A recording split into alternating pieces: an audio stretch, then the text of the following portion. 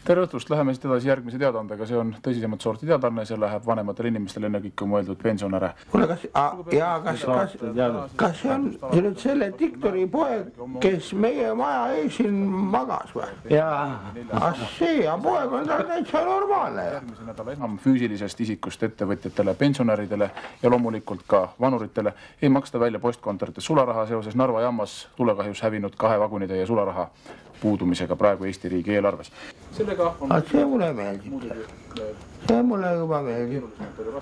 Sellega on küsimused muidugi püstitatud palju keerulisemad, palju raskemad ja inimesed, kes tänasel päeval siin tõesti tunnevad, et nälg hakkab näpistama, kahjuks ei saa teile tuua leevendust ka järgmine uudis.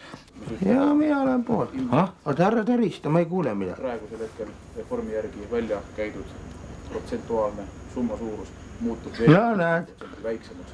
Ja nüüd hakkab vist mingi naljaka osa ka.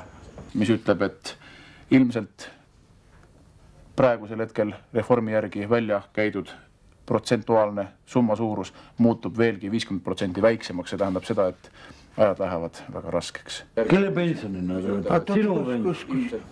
Poolel võetakse, poolel ei võeta. Ei valeta vähemalt, ei ole seda asja. Jätkame siit lõbusa satiiriga. Ära Tõrista nii kõva. Pane ka tekkele, ma ei kuule midagi. Õigesti räägib. Ära Tõrista, kuule, mis ta räägib. Mida ta räägib siin?